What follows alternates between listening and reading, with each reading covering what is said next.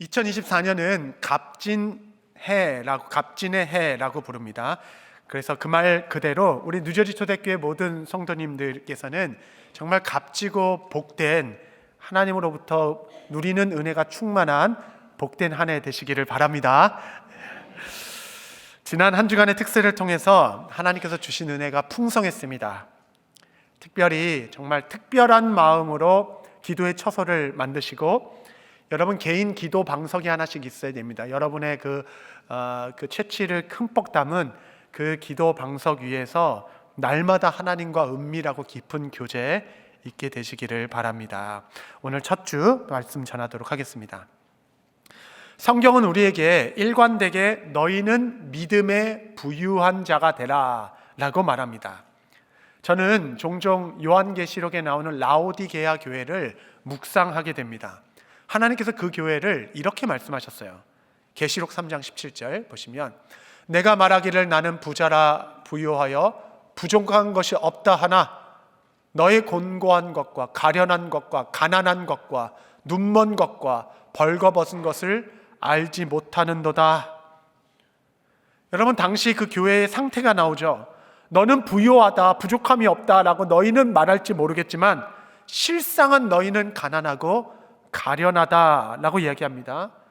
여러분, 당시 라오디게아 교회가 실제로 재산이 얼마나 많았는지, 교세가 얼마나 컸는지, 그냥 성도들의 삶이 얼마나 여유가 있었는지 알지는 못하겠지만 그들은 스스로 부유한 것이 없다 말했지만 예수님께서 보시기에 너희는 공고하고 가련하고 가난하다라고 말씀하셨습니다. 혹시 권고의 말씀이 나를 향한 말씀은 아니신지 우리가 한번 우리를 돌아보기를 원합니다. 주님께서는 라오디게아 교회에게 이렇게 말씀하셨어요. 3장 18절 말씀 보시면, 내가 너를 권하노니 내게서 불로 연단한 금을 사서 부요하게 하고 흰옷을 사서 입어 벌거벗은 수치를 보이지 않게 하고 안약을 사서 눈에 발라 보게 하라. 너가 가난하니 그러니 불로 연단한 금을 사서 부요하게 하라. 연단된 금을 사라. 그러니까 정제하여서 깨끗한 금을 이야기하죠. 여러분, 여기서 말하는 연단된 금이 나타내는 게 무엇일까요? 그것이 무엇인지 알아야 사라 그랬으니까 대가라도 지불하여서라도 그 금을 살 거 아니겠습니까? 연단된 금이 무엇인가? 베드로전서 1장 6절 7절, 그러므로 너희가 이제 여러 가지 시험으로 말미암아 잠깐 근심하게 되지 않을 수 없으나 오히려 크게 기뻐하는도다. 너희의 믿음의 확실함은 불로 연단하여도 없어질 금보다 더 귀하여 예수 그리스도께서 나타나실 때에 칭찬과 영광과 존귀를 얻게 할 것이니라. 아멘. 연단된 금이란 말하는 것은 믿음의 확실함, 이 믿음의 확실함, 확신이 있는 믿음, 이 믿음은 아니 금보다 더 귀하여서 이제 예수님께서 장차 다시 오실 그때에 우리에게 그 믿음을 보고 그 순전한 믿음이 있는 자는 칭찬과 영광과 존귀로 옷 입혀 맞이할 것이다, 이렇게 말씀하셨습니다. 그래서 성도 여러분, 우리는 이 세상에 살면서 다른 것으로 자랑할 필요가 하나도 없습니다. 세상 눈에는 나름대로 기준이 있어서 저 사람 부유한 사람, 잘 사는 사람이라고 말할 수 있겠지만 하나님의 눈 아래서는 누가 부유한 자인가? 확실한 믿음을 소유한 자, 불로 연단된 믿음을 가진 자가 바로 부유한 자다라고 이야기합니다. 여러분, 이 성경의 기준에 따른다면 나는 얼마나 부유한 자입니까? 또한 얼마나 가련한 자입니까? 여러분, 연단된 믿음이라, 연단된 믿음, 이것에 반대적 개념이 있어요. 그것은 지식적 믿음이다 라고 명할 수 있겠죠. 그러니까 지식적 믿음은 삶의 변화를 아무것도 일으킬 수 없는, 그러니까 어려움이 올 때마다 그냥 유약해가지고 삶을 뚫어낼 수 없는 믿음, 지식에 머물러 있는 것이죠. 반대로 확실한 믿음은 고난 속에서 피어오르는 믿음입니다. 그러니까 하도 망치질을 해가지고 정결하고 또 유연합니다. 진정한 삶의 변화를 이끌어낼 수 있는 믿음의 확실함, 나는 확실히 믿어. 하나님은 여러분에게 그 믿음이 있기를 원하시는 겁니다. 저는 2006년에 미국 생활을 처음 시작했습니다. 미국에 와서 처음 차가 필요해가지고 중고차를 하나 구입하는데 첫 번째 저의 차는 95년에 만들어진 은색 캠리 중고차였습니다. 근데 중고차 딜러샵에서 샀는데 샀을 때 이미 그 차는 16만 마일 이상 뛰었던 차입니다. 여러분, 제가 이 차를 얼마 주고 샀는지는 저는 이 시간에 밝힐 수가 없어요. 너무 가슴이 아파서. 아마도 제게 차를 판 그 사람은 아마 승진했을 겁니다. 야, 너 어떻게 그 차를 그 가격에 팔았냐. 어쨌든 여러분, 그럼에도 생애 첫 차를 타니까 너무너무 소중하고 좋더라고요. 그런데 여러분, 얼마 못 가서 문제가 생겼는데 이 차의 문제는 무엇이냐면 운행 중에 브레이크를 못 밟아요. 치명적이죠.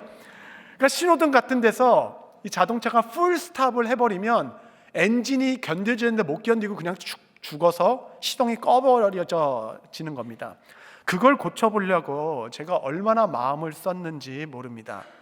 그래도 저는 여러분 용감하게 그 차를 가지고 뉴저지에서 필라델피아까지, 제 학교가 필라델피아였기 때문에 2시간 거리를 풀스탑을 한 번도 안 밟고 여러분 왔다 갔다 했다는 게 아니에요. 여러분, 그게 가능합니다. 여러분, 의지만 있으면 다 돼요. 이제 중간중간에 톨이 돈 내는 데가 있기 때문에 예전엔 다 사람이 있었잖아요. 설 수밖에 없습니다. 그럼 어떻게 서야 되냐면 브레이크를 있는 힘으로 꽉 밟고 엔진도 계속 밟는 거예요. 붕붕붕 이렇게 꺼지지 않도록. 그래서 막 어떻게 이제 가게 됐습니다. 그런데 여러분, 이 차에 또 다른 하나의 문제가 있었는데 엔진이 그렇게 약하다 보니까 언덕을 못 올라가요. 힘이 없어가지고. 평지는 기가 막히게 잘 갑니다. 근데 언덕을 못 올라가서 저는 항상 평지만 찾아 다녀야 했습니다. 잘못 길을 들여서 언덕을 한번 만나면 여러분 큰일 나는 겁니다. 언덕을 못 올라가니까. 근데 여러분, 포트리에 언덕 얼마나 많은지 아시죠? 여러분, 언덕이 잘못했죠? 왜 언덕이 거기 있어서 갈 길을 이렇게 힘들게 하냐? 왜 이렇게 높은 경사가 있냐? 여러분, 언덕이 문제가 있는 것이 아니라 엔진의 문제가 있는 것입니다. 내 삶에는 왜 이렇게 평탄하지가 않냐? 왜 이렇게 평지가 아니냐? 또 오르막이냐? 겨우 올라왔는데 또 이 높은 오르막을 어떻게 올라가냐? 또 이 고난의 언덕은 뭐냐? 라고 우리는 말할 수 있지만 여러분, 이렇게 동일한 마음을 가진 예레미야에는 구덩이도 던져졌습니다. 심한 매질도 맞았어요. 하나님, 도대체 나에게 이거 어떻게 감당하라고 합니까? 라고 외치는 예레미야에게 하나님께서 하신 말씀은 위로가 아니라 도전이었습니다. 예레미야서 12장 5절 말씀, 본당과 교육과 한번 같이 읽겠습니다. 시작. 만일 내가 보행자와 함께 달려도 피곤하면 말과 경주하겠느냐? 내가 평안한 땅에서는 무사하려니와 요단강 물이 넘칠 때에는 어찌하겠느냐? 하나님께서는 예레미야에게 내가 너를 그 정도 수준으로 부르지 않았다. 너가 보행자와 함께 달려도 피곤하면 어찌 능히 말과 경주하겠는가? 나는 너를 말과 경주하는 자로 불렀다. 어떤 언덕이 있어도 단번에 올라가는 차, 단번에 올라가는 사람. 여러분, 하나님께서는 여러분을 높은 곳에 거닐게 하시기를 원하십니다. 그래서 때로는 언덕도 만나게 하시는 것이에요. 경사가 가파른 고난의 언덕도 올라가게 하십니다. 왜냐하면 나로 높은 곳에 다니게 하게 하시기 위하여. 여러분, 평지만 다니는 사람은 평생 보지 못할 높은 곳에 올라갔을 때만 볼 수 있는 아름다움이 있죠. 하나님께서는 그 아름다움을 여러분에게 보여주고자 하십니다.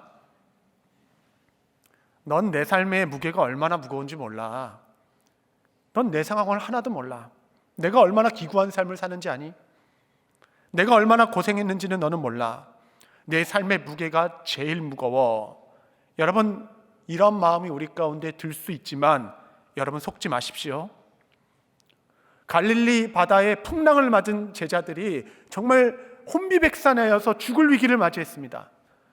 그 어부들 중에 몇 명은, 그 제자들 중에 몇 명은 어부였어요.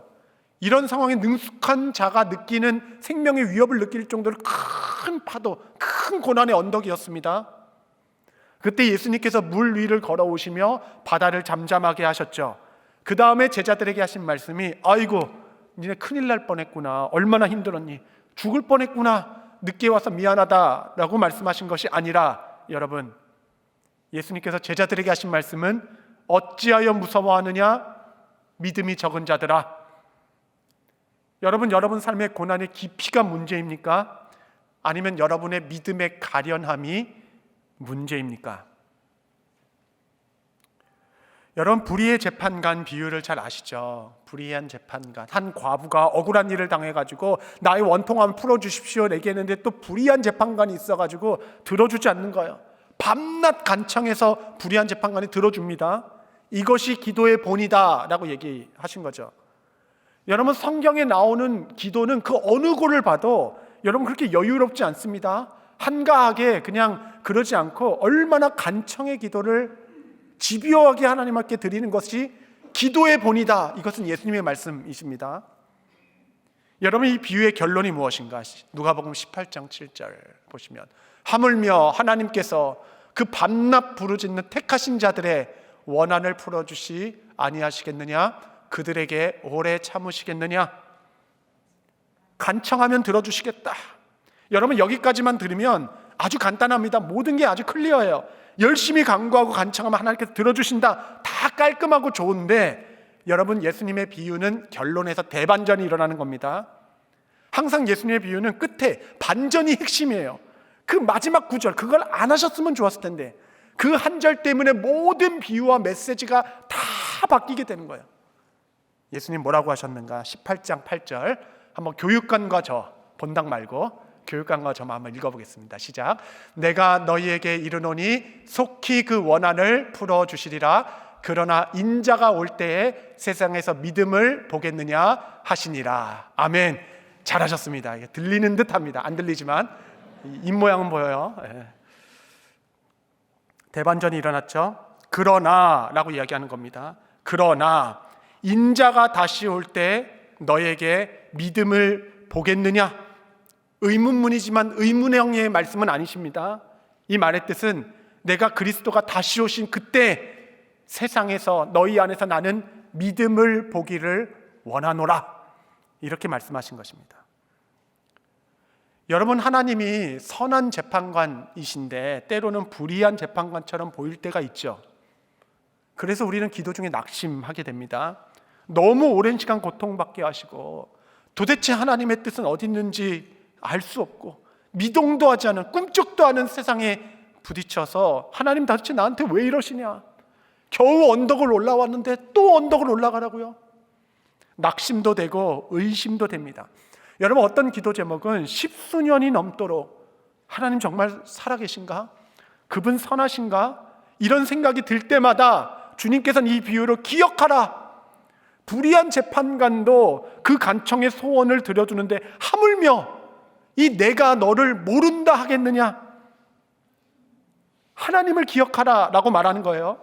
그러면서 동시에 여러분, 우리의 관심은 이 일이 빨리 종료되는 것에 있겠지만 하나님의 관심은 그리스도께서 이 땅에 다시 오실 때까지 우리 안에 있는 그 믿음을 보존하게 하시는 것, 우리 믿음을 지켜주는 것, 너의 믿음 안에서 떨어져 나가지 않을 그 믿음을 보존하는 것에 더 큰 마음이 있으십니다. 여러분, 우리의 믿음은 막연한 지식과 관념에서 시작하여서 고난과 연단을 거치며 불순물들을 제해지고 금과 같이 변치 않는 믿음의 확실함을 소유하게 하는 것입니다.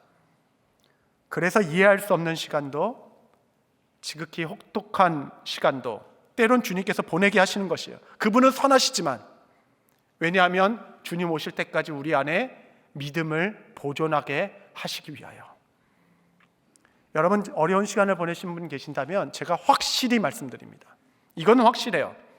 먼 훗날 이 시간들을 돌아보면 여러분에게 허락하신 유난히 연약한 아이, 가족의 상실, 깨어진 가정, 몸의 질병, 인생의 멍해, 나의 연약함과 실패, 이 모든 순간들을 통하여 하나님, 내 믿음이 오늘날까지 보존되었나이다, 이렇게 고백하게 되실 것이에요. 주님 다시 오실 때까지 내가 너와 너의 자손에게 지키고 싶은 것은 순전한 믿음이다. 여러분, 그렇다면 오늘 우리가 과부의 심령으로 간절히 하나님께 구해야 될 것은 무엇인가? 확실한 믿음. 이 순간들을 통과하여서 하나님, 제가 믿음으로 부유한 자가 되게 해주십시오. 그 언제인지는 아버지 뜻에 맡기겠사오니 하나님 보시기 좋은 대로, 주님은 선한 분이시니까 이끌어 주십시오. 내게 믿음을 주십시오. 여러분, 이런 하나님의 나라의 관점을 갖기 시작할 때 여러분의 고난은 해석되기 시작할 것입니다. 여러분, 고난이 해석되면 우리는 고난을 피해가지 않습니다. 오히려 고난 속에 뛰어들죠. 왜냐하면 남들이 보지 못한 보화를 우리는 보았기 때문에 그러합니다. 이런 관점을 가지고 여러분의 삶을 해석해 보시기 바랍니다. 말과 경주하는 자들의 생활. 여러분, 오늘 본문은 그러므로라고 시작됩니다. 그러므로. 그러니까 12장 처음이 그러므로, 그러니까 11장과 연결되어 있죠. 히브리서 11장은 우리가 잘 아는 믿음장. 16명의 믿음의 선진들이 이 고난의 언덕을 만나 살아가면서 어떻게 믿음으로 살아가는지 믿음의 열전을 기록해 놓은 것이 히브리서 11장입니다. 그리고 12장의 그러므로라는 뜻은 이제 당신이 17번째 믿음의 사람이 되어 주십시오 라는 초청일 것입니다. 그러므로 여러분, 믿음의 주요 온전하게 하신 예수를 바라보자. 여러분, 우리가 사랑하여 암송하는 말씀, 믿음의 주. 믿음의 주라는 뜻은 믿음의 주인, 나의 믿음의 주인이 있으시다라는 뜻이죠.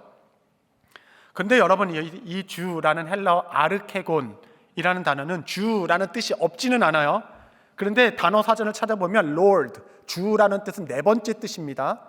가장 많은 용례, 가장 흔하게 번역되는 주라는 단어는 author, 저자라는 뜻입니다. 저자. 그래서 영어 성경에 보면 아주 author라고 이렇게 써 있죠. 믿음의 저자다, 그렇게 해석했습니다. 믿음의 저자 되신 예수님, 그분을 바라봐라. 여러분, 저자가 하는 일은 무엇입니까? 작가가 삶의 이야기 전체를 이미 다 구성해 놓고, 시작부터 끝까지 다 구성해 놓고 그 안에서 이 한 사람의 믿음의 스토리를 주님께서 기록하고 있는 것입니다. 내 인생의 모든 역사에는 저자가 있다라는 거예요. 그래서 내 인생의 모든 사건, 모든 환경에는 우연이 없는 것입니다. 우리 주님께서는 때를 따라 내가 원하지 않는 곳으로 이끌어 가실 수도 있지만 그곳에는 이 저자의 계획이 있는 것이에요. 이것을 통해 마침내 이룰 선한 목적이 있는 것입니다. 주님께서 나의 삶의 이야기를 적으시며 때로는 고민하실 수도 있죠. 얘가 이것을 감당할 수 있을까? 이 언덕을 오를 수 있을까? 감당하지 못한다 생각이 드시면 피할 길을 적어 놓으시는 것이에요. 또한 때를 따라 도우시는 바나바 같은 사람을 붙여주시고 아나니아를, 사울을 찾아가게 하시고 고넬료를 미리 준비하셔서 맞이하게 하십니다. 그러므로 마지막에는 능히 감당하게 하심으로 믿음의 주뿐만 아니라 온전케, 퍼펙터라고 얘기하죠. 온전케 하시는 주시니까 믿음을 기록 시작하신 뿐만 아니라 마치시는 분까지도 우리 그리스도 계시니까 이 모든 이야기를 통하여 금보다 귀한 믿음으로 부요하게 되도록 주께서 그 종들을 이끌어 가십니다. 여러분, 이것이 우리 삶의 위로입니다. 우리 자녀들이 친구들 사이에서, 학교에서 무슨 아픔을 탁 겪고 그 상한 마음으로 집에 와서 눈물을 뚝뚝뚝 흘릴 때 여러분, 부모의 마음이 확 쏠리죠. 무기력함을 느끼죠. 해줄 수 있는 것이 아무것도 없을 때. 여러분, 그럴 때 부모의 위로는 무엇입니까? 위로. 부모의 위로는 하나님께서 너 안에 선한 일을 시작하셨다. 주님께서 너 안에 믿음의 역사를 기록하고 계시다. 너의 지금의 눈물 하나, 아픔 하나, 이 시련 하나도 헛되지 않을 것이다. 결국 믿음의 주인 되신 주님께서 너로 능히 감당하게 하시고 믿음의 부요함을 너에게 허락해 주실 것이다. 주님 보시기에 선한 일을 행하시옵소서. 환난 중에 소망하며 믿음으로 드리는 기도, 주님의 마음에 합한 기도, 주님 넉넉히 이기는 믿음, 불같은 믿음을 자녀들에게 허락해 주십시오. 여러분, 이것이 우리의 소망 되지 않겠습니까? 이러한 믿음이 우리를 얼마나 부유하게 하는지, 삶을 얼마나 여유 있게 하고 얼마나 즐기게 하는지. 여러분, 지금은 모르겠는데 한국에 제가 있을 때는 기차 탈 때 입석표 같은 게 있었습니다. 입석표는 이제 만석이 되면 자리는 팔 수 없고 서서 탈 수 있는 기차표이죠. 그게 싸기도 하고. 그래서 이 입석표를 사서 서울역에서 기차를 딱 타면 차가 만차가 아닙니다. 곳곳에 자리가 비어 있어요. 왜냐하면 이 자리는 이제 뭐 영등포에서 탈 사람, 뭐 수원에서 탈 사람, 대전에서 탈 사람의 자리는 비어 넣어 있죠. 그래가지고 입석표를 샀지만 그 빈자리에 가서 우선 앉는 겁니다.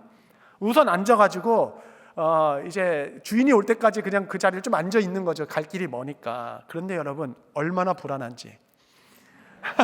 여러분, 기차가 정거장에 설 때마다 그냥 고개를 빼고 여기 누가 타나, 몇 명 타나, 이쪽으로 가나 저쪽으로 가나, 저쪽에 문이 열릴 때마다 딴 사람은 아무도 신경 안 써요. 저만 돌아보면서 혹시 이 자리 주인 아니야?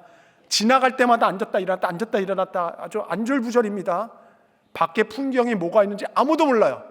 너무나도 불편하고 모든 스탑에 삶이 너무 바빠. 눈치도 너무 많이 봐야 되고 정말 신경 써야 될 게 한두 개가 아닙니다. 어떻게 지나가는지 하나도 모르겠어요. 엄청 여행이 피곤합니다. 그런데 여러분, 아무것도 아닌 것 같아도, 여러분 그 좌석표에 번호 하나만 딱 박혀 있어도, 그 차표 하나만 딱 꽂고 있어도 내 자리에 앉아서 편안하게 여행을 즐길 수 있죠. 바깥에 이제 풍경이 보입니다. 또 옆에 앉은 사람과 또 담소도 얘기할 수 있고, 이 차가 여기 쓰던 저기 서던 옆에 사람이 뭐 지나가던 뭐 야구부가 지나가도 신경도 쓸 필요가 없어요. 이 여행을 즐기게 되죠. 순간순간 지나가는 풍성함을 보게 됩니다. 여러분, 아무것도 아닌 것 같은 차표 한 장이 여행을 든든하게 하듯이 여러분, 믿음의 확신함을 가진 자, 나는 하나님을 확실히 믿어, 그 확실한 믿음을 가진 자는 삶이 부유하게 되어 어디로 가든 두려움이 없고 무엇을 만나든 하나님을 의지하며 하나님께서 주신 그 풍성함을 누리며 살아가는 삶의 윤택함, 진정한 의미의 부자, 부유한 삶은 믿음의 확실함, 믿음의 자산에서 나오게 됩니다. 에베소서 2장은 이렇게 말씀하십니다. 2장 10절 우리 다 같이 함께 읽겠습니다. 시작. 우리는 그가 만드신 바라 그리스도 예수 안에서 선한 일을 위하여 지으심을 받은 자니 이 일은 하나님이 전에 예비하사 우리로 그 가운데서 행하게 하려 하심이라.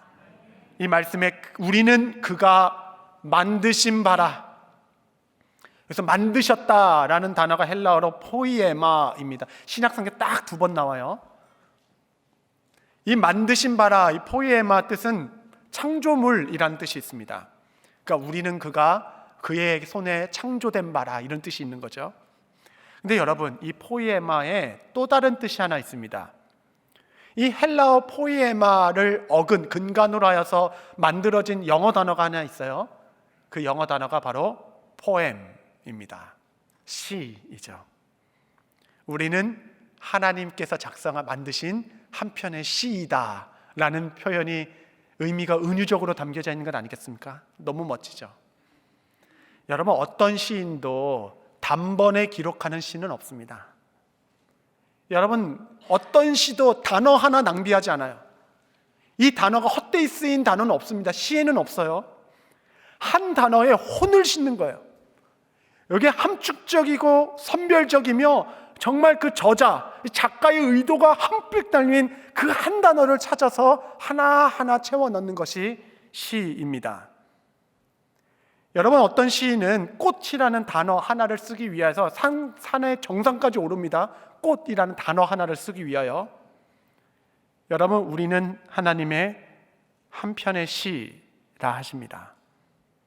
모든 상황에 하루하루에 저자의 의도가 듬뿍 담겨져 있어요. 누굴 만나든, 무슨 일을 당하든, 어떤 사고를 당하든, 어떤 환경 속에서도 단어 하나 헛되이 낭비되어 쓴 것이 없습니다.